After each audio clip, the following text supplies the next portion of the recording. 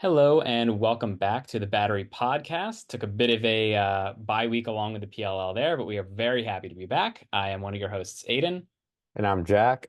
and we are very excited to welcome a guest, our first player interview. Alex Vardaro will be on with us shortly. I'm very excited to talk about his rookie year, how that's going. Um, but first we'll get into the Cannons game this weekend. So we've got the Boston Cannons in Minneapolis against the Utah Archers. It's Indigenous Heritage Weekend. Um, this will be a the first and only meeting of the year between the Cannons and Archers. And no members of the Airhead this week, unfortunately. I'm just going to blame it on time zones. But we'll get you ready, and then we'll get it over to Alex, and we'll certainly get some thoughts from him. So, Jack, just initial impressions of the Archers. What do you think? The first thing that comes to mind is just more of a recency bias, but Graham Hossack is back, Yeah. and that's going to be a force with, especially with him on Asher, little Oh my bully God. on bully action. That should be really exciting. That's not the main thing that I think you normally would think about with the Archers, but just because that news I think broke yesterday, that's what has been swimming around in my head. I'm like, oh shoot, For sure. we have to face Hossack. That's right. That Yeah. I hope. Who? Make Um. sure no hospital passes this week, Boston, please. Yeah. I don't want to see, you know, Pat Kavanaugh just get obliterated because Bubba airmailed one. Yeah. That could go horribly wrong. Like especially because you're right. He's probably going to be on Nolting, meaning he's sliding to. I mean, everyone on the candidates is smaller than Escher Nolting, especially if it's one of the Mhm. Kavanaughs, if it's Holman, Drenner, like a guy who's 6 feet or under getting smashed into by Graham Hossack could like that's only going to end one way. Yeah. Uh, I mean, we saw him take down Ben Randall in the championship a couple years ago, or maybe it wasn't the championship, but a playoff game a couple years ago. Mhm. Just like who's also a very big dude, and he just got absolutely obliterated. Yeah. Um, yeah, so you're totally right. I mean, excited to see him back, just as he's one of the league's best defenders. It's just a bummer it's coming against our Yeah. team. Great for the league. Yeah, Hopefully he might be a little bit rusty then yeah, you're hoping in the first game, so maybe it's a good thing that we get it out of the way now, with the conferences. Obviously, this is the only time we're going to play the Archers unless we absolutely. meet in the playoffs. But uh, uh, so hopefully we get a subdued version of Yeah, Posick and then continue on our merry way. yeah, absolutely. And then staying on the defensive side of the ball, I think Brett Dobson is the other big thing to worry about. I think you could definitely make a case for him for goaltender of the year. Um, Yeah. I mean, you could have done that last year. I forget if he won it or not. I assume it was Blaze because I always assume it's Blaze. But I mean, 23 saves week one. Um, Back and to back like kick saves too, right at the end. yeah, Like that was yeah, they just needed all of unreal. them. They did. And then I mean, I won't entirely blame him for their like, I'll say collapse against the Outlaws week two. Like he still made a good bunch of saves, but I mean, he gave up 9 goals, including a 2-pointer in the fourth quarter. But Obviously, that's also Brennan O'Neill. yeah, I mean, he gets certainly the lion's share of the credit for that. But um, certainly not Dobson's best game. And then week three, he really rebounds. Yeah, And I don't know exactly where he is in save percentage, but I mean, he made a bunch of saves. I think I had him in fantasy that week, and he got me a bunch of points. Um, not this week. yeah, that's what I was gonna say. That he let up, what was it, 18 to the Outlaws, and so you say, oh, not great, but he let up 7 Yeah. against Carolina Oh yeah. Oh the my God. next week. Yeah. So And none in the fourth quarter. I don't. that's I like don't believe. chalk up that Denver game to whatever you want to chalk it up to. Just don't chalk it up to Brett Dobson because the dude is good at lacrosse. He Oh he yeah. can stop a lacrosse Yeah. ball. He's very good at getting hit with a lacrosse ball. Very good at it. Yeah. Um, I think so. I guess maybe slightly moving forward towards the offensive side of the field, but sticking in the middle there. Part of the reason that the Outlaws were able to make that great comeback was Sisselberger, specifically Sisselberger not winning faceoffs against Luke Weirman, um, Hmm. and the Outlaws offense in general going long stretches without scoring. So that's certainly something that gives me encouragement. I think every game they've played in, they've had like a 10 plus minute stretch without a goal. And I mean, week one, they scored their 12th goal of the game, I think like 2 or 3 minutes into the third quarter, and they did not score again. So, like Hmm. I said, they needed Dobson to stand on his head.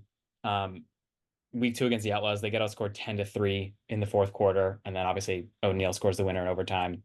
Um, and to only give up seven is But amazing. They also but only only scored four. scored 9. Yeah. So it yeah, I think that is the big thing for as good as Dobson is and for as scary as Graham is returning on defense. Sisselberger hasn't quite been himself, and there's dudes on that Archers offense, and granted, they did put up 18 against the Outlaws, so Yeah. 18 is a lot, but it was also against the Denver defense, Yeah. which does not strike the most fear in me, if I'm being Absolutely. completely honest. Not compared to the chaos we're looking No for. shade, Yeah. but yeah, it's just it, and especially having that 9 goal output against Carolina, it really just makes me wonder. There's dudes on that offense, but how good are they? Are they missing something? Like like what's going on there? I don't know. I mean, like Yeah. 18, like it, like just like we said that giving up 18 to Utah, or giving up 18 to Denver could have been a fluke for Dobson. Only scoring 9 against Carolina could be a fluke, but Yeah. this is all we have to go off of. Right. So we're in the Absolutely. business of talking about what's going on now, and what's going on now has me questioning which direction is Utah's offense going to go. For sure. I think it probably won't be as low scoring as the Utah Carolina game. I don't think we're going to see many games where both teams are in single digits. I No, do think it could be a bit of a goalie duel, unless especially coming out of the bye, maybe. So like obviously the teams are still talking, but you don't have as much, like it's 2 weeks without a practice, so maybe the passes aren't as crisp, the cuts aren't as perfectly timed, and that gives, or maybe it's the opposite, and maybe the defensives, like the slides aren't as precise, and each team gives up 15 or 16 or whatever. Um, hmm but I think just given the caliber of the goalies in net being Kirsten Dobson, and then the struggles that the Archers have had, um, like consistently scoring. Like I can't, certainly not last year when they won the championship. They did not go 10 plus minutes without scoring on a regular basis. no. Um, and so obviously, hopefully that continues for at least one more week. So I would bet I don't know what the total is, like the expected total. Probably, it's always around like 22, 23 and a half. Um, Well, but oh yes, please. we do have DraftKings. We do. Yeah. That Uh, does exist. Logging we in. expect to lower, which of course means that the final score is going to be 19-18 again. We are looking at archers are so archers are -1.5, and the over under is 25.5. Okay, so DraftKings definitely disagrees with me. They think that's going to be well, it's like 13-12. It's not, Or yeah, 13, 12. or Eh, 13-13. I mean that's pretty Yeah. But I mean, you think, even. yeah, and the two art or the three archers, or yeah, the archers games so far were what, 12-11, so that's 23 combined. 18, 19-18, which is 37, and mm-hmm, then 9-7. 9-7, which is 16. So So they do 25 kind average, of yeah. And the right Cannons, in that sweet spot. yeah. The Cannons have been, again, they got blown. What was the final score? Is 17, 19, 19-12 12. to New York, That's 13-9 to Maryland. So the 19-12 is 31. 31. The 13-9 is 22. And then Philly was 12-11. Yeah. So So that's 23. So yeah, we'll see. 25 is a little bit high, I guess, for the Yeah. Cannons, then I would say, but we'll see. Yeah. Yeah, I mean, I would probably take the under now that yeah. I'm reflecting on both teams' first three games. I like the under there. Yeah. Well, I don't think this is going to become a betting podcast, but I do agree that the lower total is probably the safer bet there. Hmm. But really, you never know. Like, I mean, obviously, Schreiber, the who even knows how many time MVP. Connor Fields can always work magic. Grant Ament seems like both his hamstrings are finally working at the same Yep. time, which is great for him, not for the Cannons. Um, and Mac O'Keefe can, I mean, the the way that Mac O'Keefe can rip an underhanded two-pointer top shelf, just it's so pretty. Um, hope I do not see one this week, but I would love to see one every other week this year. It is just amazing what he can do. Like the effortless stroke that he has. He's something else. Yeah. He's something Um, else. yeah, he does not need a lot of space. And to see him do it in box too, because he plays for the Seals in the NLL, like Mm. he has that same shot in box somehow. Like I don't know how you shoot underhanded and get it over that giant goalie's pad and onto the bar, given that the post is 2 feet shorter. But yeah, that whole team can work some magic offensively for sure. As well as defensively, like we talked about with Dobson and with Hasek coming back. And let's just run through their other defense. Oh, Bars, the rookie. Yeah, Hasek coming back. Warren Jeffrey, who's been a pro for a long time. Oh, Mason Woodward, the rookie. Oh, Cam Hmm. Walker's rookie. So it's like a. I think Hasek will definitely help him out. Yeah. Because they do have a fairly young uh defense back there. And no, yeah, no Latrell Harris as well. He's on IR, I think for the whole year. And then the rookie, Hmm. Bo Peterson, who is for sure the best short stick defensive midfielder in the draft this past year. Yeah. Yeah. Yeah. All right, I think it's time now to kick it over to Alex Vardaro, Cannon's second round draft pick. Scored his first goal week 2. I'm sure we'll cover that and much more. So let's kick it over to Alex. All right. Thank you very much to Alex Vardaro for coming on with us this afternoon. Alex, it's great to talk to you. And welcome to the Cannons. Welcome to the Battery. Thank you. Thank you for Yeah. having me. Appreciate it. Yeah. So I guess we'll maybe start at the beginning.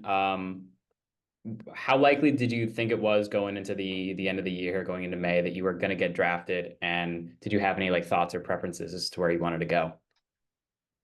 Yeah, I thought I was gonna be given an I thought I was gonna get drafted. I didn't know where. I was thinking maybe if I was lucky, third or fourth round, but I wasn't even certain on that. Hmm. When I got drafted, I was actually on my phone because I thought it was way earlier than I expected.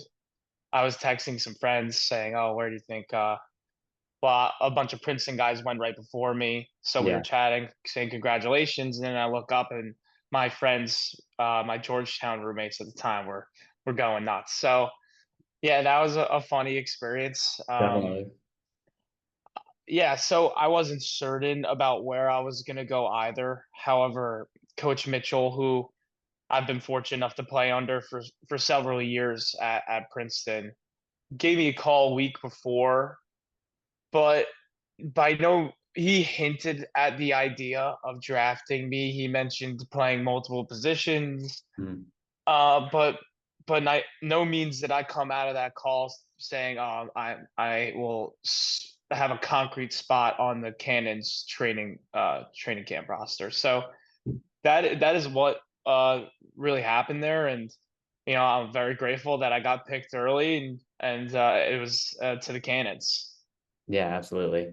Um, so I know, let's maybe just take it right to training camp then. So what was that experience like at the University of Albany, obviously, with getting there and just the process of meeting everyone, whittling that roster down from 30 to 25.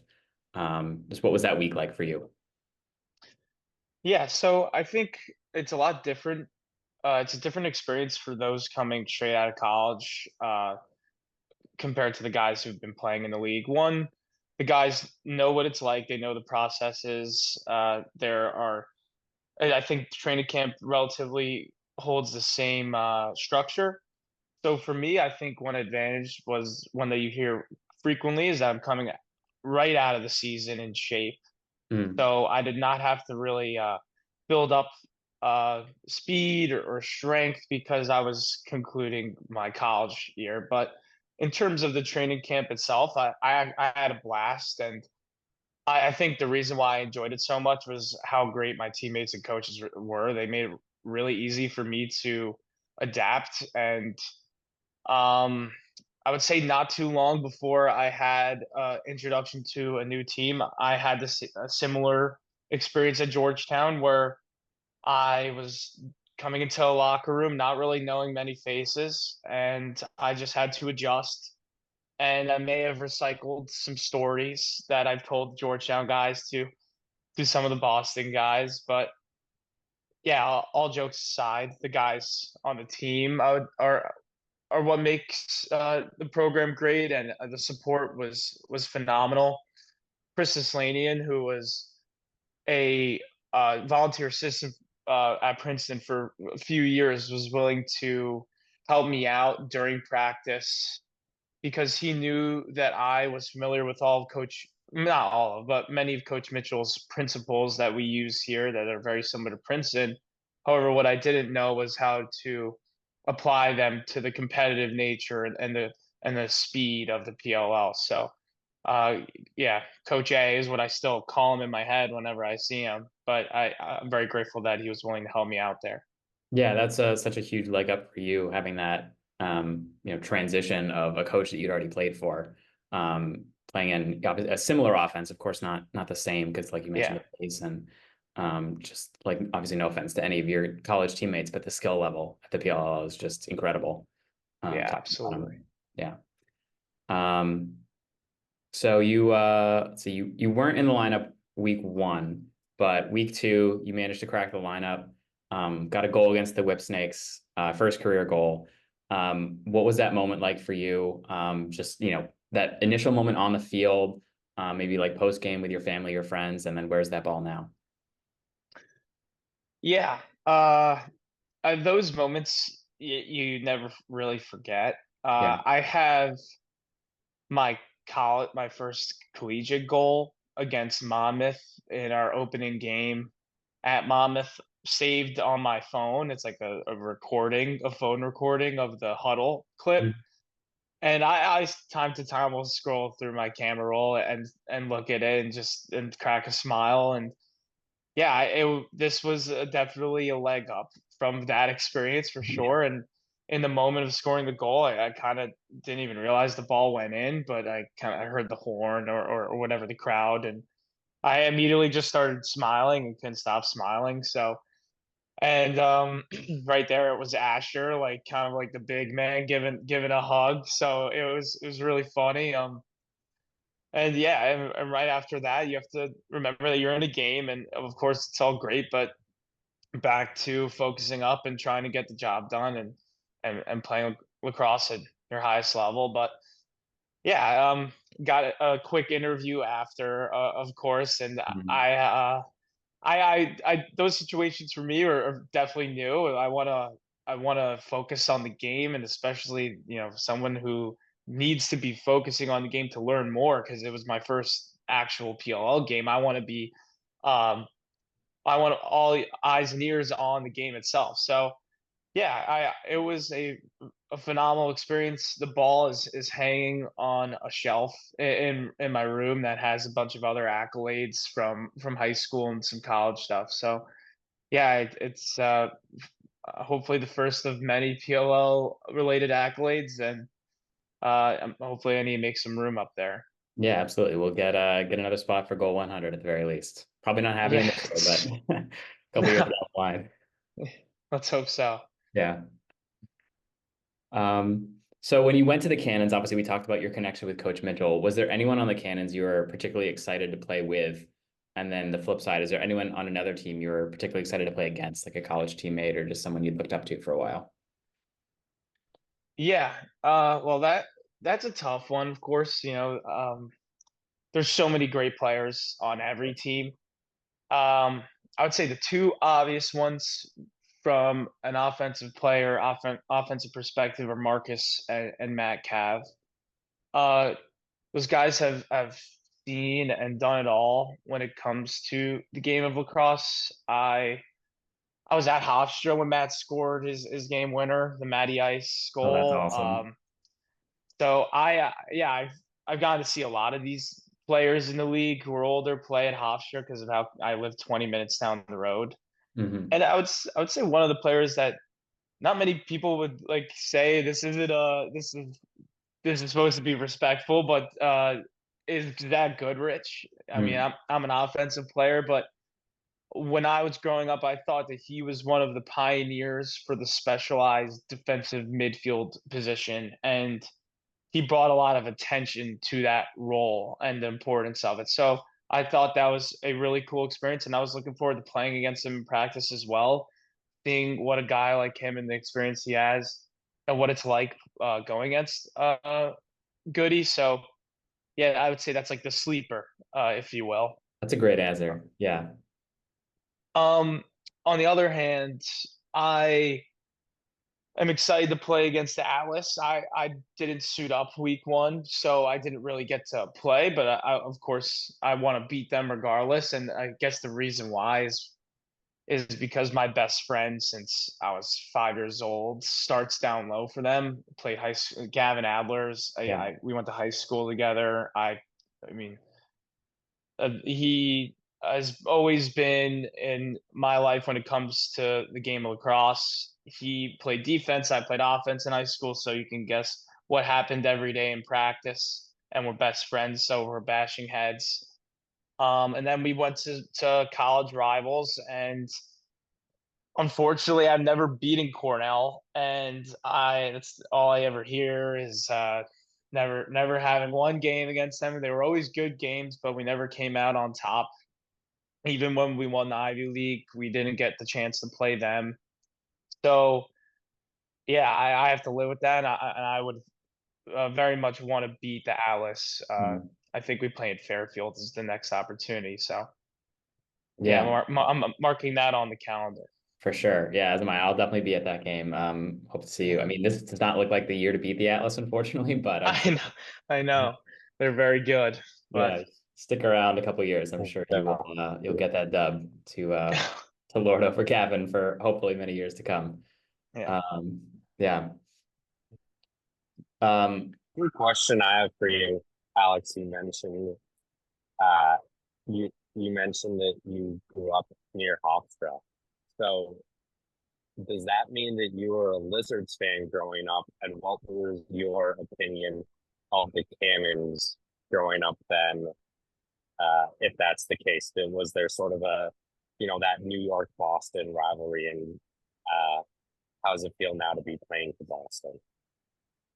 yeah. So I was a Lizards fan, and there's a Hewlett High School player, a few two actually.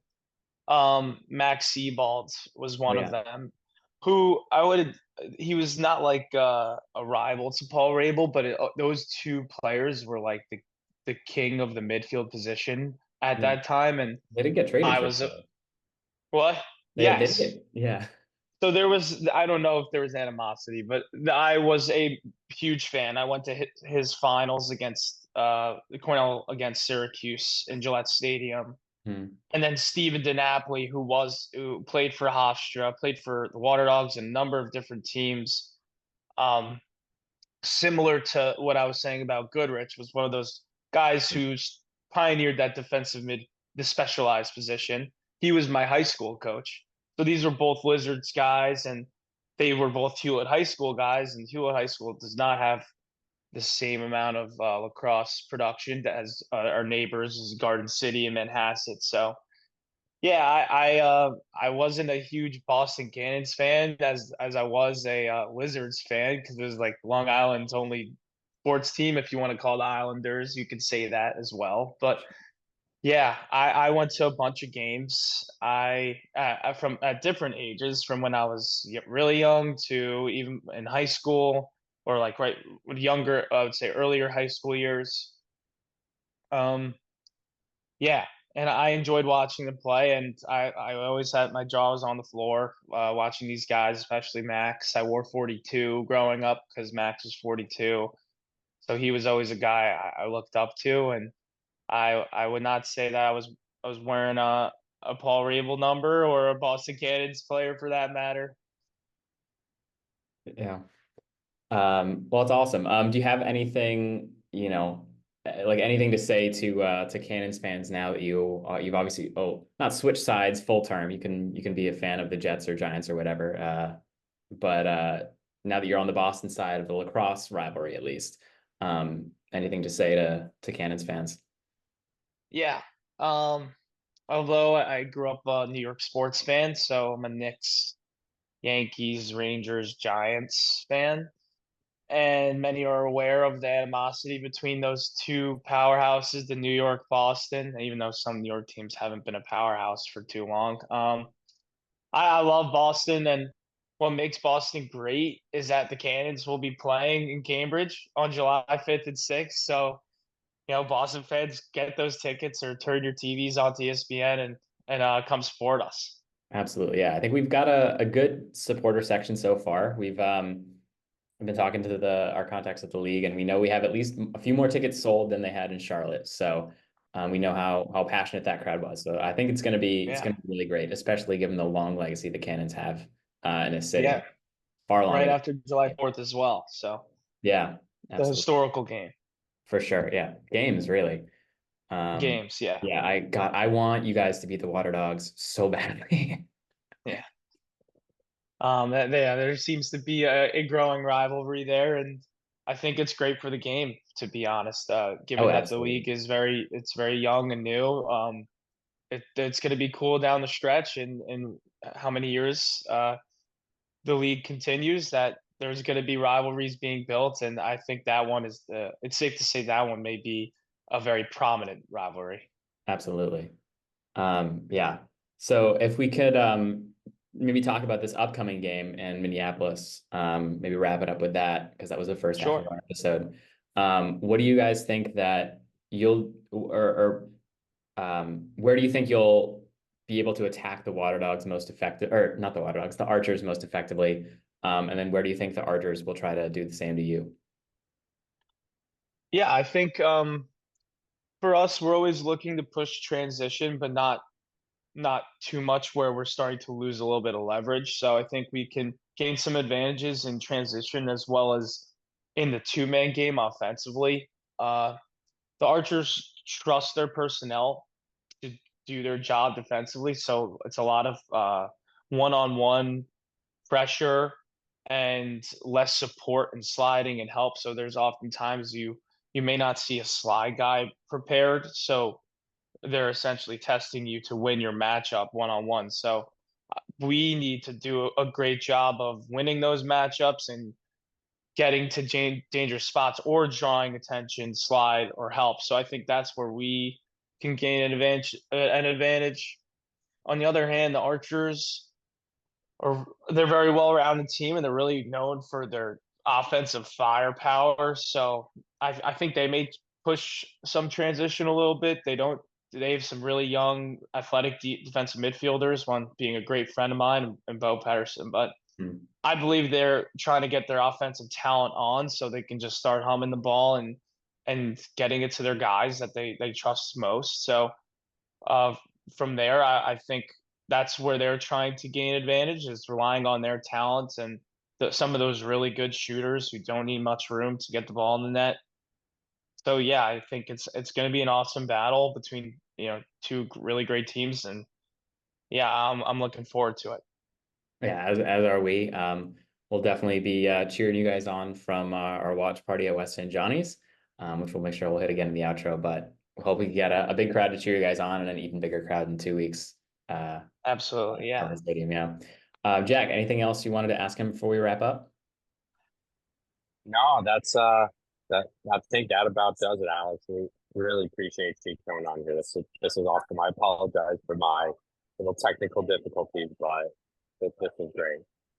Oh, no worries. I can talk lacrosse all day. So Yeah, I absolutely. appreciate you I just guys couldn't giving me the wait. time. Yeah. I just want to say I started playing in a men's league again after a long time off, and it just gave me even more respect for what you guys do. My body is so beat up after those games. It is nothing compared to the PLL. Yeah. I actually did play in one of those ULAX men's leagues. I lived in Austin, Texas during my gap year, and I just thought we would not really play too hard, but I thought it was just a really cool experience to see some of these guys who may have not touched a stick in 20 years, or just enjoy playing a game and maybe didn't even get the opportunity to play in college because it might not have been that popular where they were from. So I think that was a big eye-opening experience for me, is to watch some of these older guys just going up and down the field, even though they barely could. Some of them, no offense to them, but yeah, it's great to see that the sport's growing in every direction. So, Absolutely. and I'm happy to see that you got a stick in hand. Oh, for sure. Yeah. Uh, yeah, it's been fun. It's been challenging, but I'm glad I only have to do it for 5 weeks, and no one's no like Graham Hossack is out there on the other end trying to take my head off. Yeah, that's definitely true, and he's probably hungry. He hasn't played Oh, in a year, definitely. so yeah, make sure your arm is protecting your stick. Oh yeah. All right. Thank you so much, Alex, for coming on. Hopefully we'll have you on again sometime soon. But best of luck the rest of the way. And yeah, hopefully we see you score plenty more goals this year. Thank you. I appreciate it. All right. All right, Thanks. take care. Bye. And thanks again to Alex for hopping on. That was a really great conversation. Really enjoyed that. Super cool to finally get a player on. I know we had coach Absolutely. on, which was also a great conversation, but definitely appreciate him taking the time in season here to talk to us, take his brain a little bit, hear about, grew up a Lizards fan, which is tough news. Yeah. I obviously not a big Lizards fan, but glad that he's starting to switch sides. Hopefully, he can have a long career with the Cannons, and we can transition him to rooting for all the other Boston teams as well. Yeah. But Well, one yeah, we'll step get at him a to a time. Red Sox game. Yeah, that was a great interview to talk about, to hear about just his like life growing up with lacrosse. It's obviously in Long Island, a huge area for it. Um, and kind of his path to the ML or the PLL. It was very funny to hear that he was on his phone, that he didn't hear himself get drafted, see himself get drafted. There's not that like cute video of like his parent or whatever filming. And like I remember the Mhm. first round of like seeing like Schellenberger, like everyone in on the UVA team was like in their field house, and Yeah. it was just, oh wait, what? I got drafted. Which is, I mean, a great way to find out as well, and definitely a funny story to tell. Um, yeah, I Yeah. also that Goodrich was one of the people who was most excited to play with, which as a defensive guy myself, I was loved hearing that. It's been Love the shout out. Yeah. yeah, I know. Very cool. Long, probably I haven't done the math right now, but he might be the longest tenured member of the Cannons actually. Um, Current tenured, because I think only Well, he might be, because he was obviously still in the MLL days with the Cannons, and I don't think anyone else was a holdover. yeah, all right. So longest tenured member of the Cannons, Zach Goodrich. Definitely, again, like How I about said, that? I've been a fan of for a long time because he's played for them at least since like 2017 or 18, I think, maybe 19, but 5, 6, 7 years. And he's Holy still cow. killing it. Yeah. Um, all right. So Mhm. thank you all for listening. I think this should be coming out Thursday. So please, tomorrow, when the Cannons take on the Archers in Minneapolis, come to West End Johnnie's, watch the game with us. Game starts at 9:30, so we'll be there around 9 to get things set up, get ready to go. We might have a little giveaway for you. I don't know. Um, Hopefully we see the Cannons continue their winning ways. Dropped a tough one week 1, but got 2 in a row. We'll see. It seems like it's going to be a pretty different roster. I'm not sure if that's come out yet, but Alex did give us a little sneak peek off the air. What the roster is going to look like. So we'll see. We talked about the Archers changes as well. So I mean, one way or another, we know it's going to be a fantastic game because the PLL always puts those together. And let me just say again, those jerseys are incredible. Those Indigenous Heritage jerseys, like I really hope we can get one to give away or a hat or something. But I am for sure getting some of that merch for myself because it is just too good not to. Yeah. Same. All right. I think we'll wrap up with that. Hopefully we'll all see you tomorrow, and we will all see you in person in 2 weeks at Harvard Stadium. Cannot stress that enough. Please come. Cannons play both days. It's going to be so much fun. All the lacrosse you could possibly want. Yeah. All right. So with that, we'll just leave you with a go Cannons.